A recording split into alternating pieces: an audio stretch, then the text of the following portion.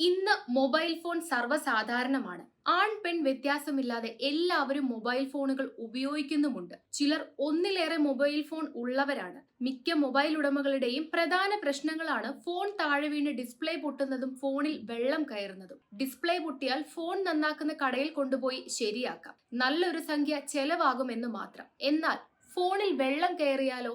നമ്മുടെ കയ്യിൽ ചില പൊടിക്കൈകളൊക്കെ ഉണ്ട് എന്നല്ലേ പറയാൻ പോകുന്നത്. അതിന്റെ ദോഷങ്ങളെ കുറിച്ച് പിന്നാലെ പറയാം. ഫോൺ നനഞ്ഞാൽ എന്താണ് ആദ്യം ചെയ്യേണ്ടതെന്ന് പറഞ്ഞു തരാം. പല കാരണങ്ങളാൽ നമ്മുടെ മൊബൈൽ ഫോണുകൾ നനയാറുണ്ട്. കയ്യിൽ നിന്നും അബദ്ധത്തിൽ വെള്ളത്തിലേക്ക് വീഴാം. പലപ്പോഴും കുളത്തിലോ മറ്റോ ഇറങ്ങി കൈയും കാലും മുഖവും കഴുകുമ്പോഴാണ് ഇത്തരത്തിൽ സംഭവിക്കുന്നത്.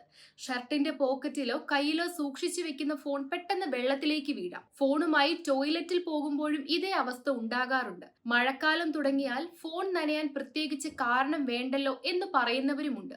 വെള്ളം കിടക്കുന്ന പ്രതലങ്ങളിൽ അറിയാതെ ഫോൺ വെക്കുന്ന സംഭവങ്ങളുമുണ്ട്. എങ്ങനെയൊക്കെയോ ഒരു തവണയെങ്കിലും ഫോൺ നനയാത്തവരായി ആരും തന്നെ കാണില്ല എന്ന് ചുരുക്കം. അതുകൊണ്ട് തന്നെ ഫോൺ ഉടമകൾ വെള്ളത്തോട് വലിയ ജാഗ്രത പുലർത്തേണ്ടതുണ്ട്. എന്താണ് ഫോൺ വെള്ളത്തിൽ വീണാൽ ആദ്യം ചെയ്യുന്നത്? പഴയ നോക്കിയ ഫോണിന്റെ കാലം മുതലേ മലയാളികൾക്ക് ഒരു ആചാരമുണ്ട്. ഫോൺ നനഞ്ഞാൽ ഉടൻ തന്നെ ആ ഫോൺ എടുത്ത് അരിക്കലത്തിലിടും. നമ്മുടെ അടുക്കളയിൽ അരി സൂക്ഷിച്ചു വെക്കുന്ന പാത്രത്തിന്റെ കാര്യം തന്നെ. അങ്ങനെ ചെയ്യാത്ത മലയാളികൾ കുറവാകും. പഴയ നോക്കിയ ഫോണിൽ നിന്നും സ്മാർട്ട് ഫോണിലേക്കും ഐഫോണിലേക്കും ഒക്കെ മാറിയെങ്കിലും മലയാളി ആ പഴയ ആചാരം മറന്നിട്ടില്ല. നനഞ്ഞ ഫോൺ അരിപ്പാത്രത്തിൽ ഇട്ടാൽ അതിലെ വെള്ളം അരിമണികൾ പെട്ടെന്ന് വലിച്ചെടുക്കുമെന്നാണ് മലയാളികളുടെ പൊതുവെയുള്ള വിശ്വാസം.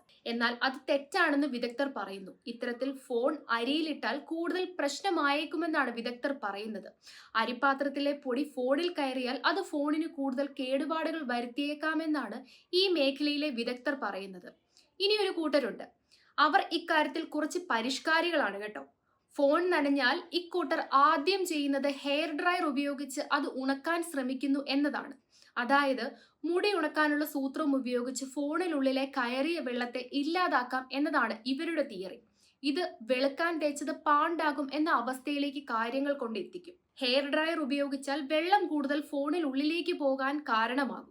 പലരും വെള്ളം കളയാൻ ഫോൺ കുലുക്കാറുണ്ട്. എന്നാൽ അത് വെള്ളം ഫോണിനുള്ളിൽ കൂടുതൽ സ്ഥലത്തേക്ക് എത്താൻ കാരണമാകും. അതുകൊണ്ട് ഫോൺ നനഞ്ഞാൽ നാം ശീലിച്ചു വെച്ചിരിക്കുന്ന ആ കുലുക്കൽ അങ്ങ് നിർത്തിയേക്കണം. അല്ലെങ്കിൽ അത് പണിയാകും എന്നർത്ഥം. ഇനി ഫോൺ നനഞ്ഞാൽ എന്താണ് നാം ചെയ്യേണ്ടതെന്ന് നോക്കാം. ഫോൺ വെള്ളത്തിൽ വീണാലോ നനഞ്ഞാലോ ആദ്യം നിങ്ങൾ ഡിവൈസ് സ്വിച്ച് ഓഫ് ചെയ്യണം. ഫോണിനകത്ത് വെള്ളം കയറിയിട്ടും ഫോൺ ഓൺ ചെയ്തു വെച്ചാൽ കേടുപാടുകൾ കൂടാൻ സാധ്യതയുണ്ട്. അതിനാൽ എത്ര അത്യാവശ്യമുണ്ടെങ്കിലും നനഞ്ഞ ഫോൺ സ്വിച്ച് ഓഫ് ചെയ്യാൻ മടിക്കരുത്. ഫോണിൽ നിന്നും സിം നീക്കം ചെയ്യാനും മറക്കരുത്. വെള്ളത്തിൽ വീണാൽ ആദ്യം ഫോൺ ഓഫ് ആക്കിയ ശേഷം ഒരു തുണി ഉപയോഗിച്ച് ഫോൺ നല്ലതുപോലെ തുടയ്ക്കണം. തുണി നന്നായി ഉണങ്ങിയതും ഈർപ്പം വലിച്ചെടുക്കുന്ന തരത്തിലുള്ളതും ആയിരിക്കണമെന്ന് പ്രത്യേകം ഓർക്കണേ. 2 ദിവസം ഫോൺ ഉപയോഗിക്കരുത്. ചാർജ് ചെയ്യാനും പാടില്ല. ഇതെല്ലാം ഫോൺ വെള്ളത്തിൽ വീണാൽ ആദ്യം ചെയ്യാനുള്ള ടിപ്സ് മാത്രമാണ്. ഇവ എപ്പോഴും പ്രാവർത്തികമാകണം എന്നില്ല. അതിനാൽ ഫോൺ വെള്ളത്തിൽ വീണാൽ വിദഗ്ധരുടെ നിർദ്ദേശം കൂടി സ്വീകരിക്കാൻ മറക്കരുത് കേട്ടോ. എന്ന് വെച്ചാൽ നിങ്ങളുടെ ഫോൺ നന്നായിട്ട് നനഞ്ഞിട്ടുണ്ട് എന്ന് ബോധ്യമായാൽ ഫോൺ ശരിയാക്കുന്ന ഏതെങ്കിലും കടയിൽ കൊണ്ടുപോയി കാണിച്ചാൽ അവർ അതിന് വേണ്ട പ്രതിവിധി ചെയ്തു തരും.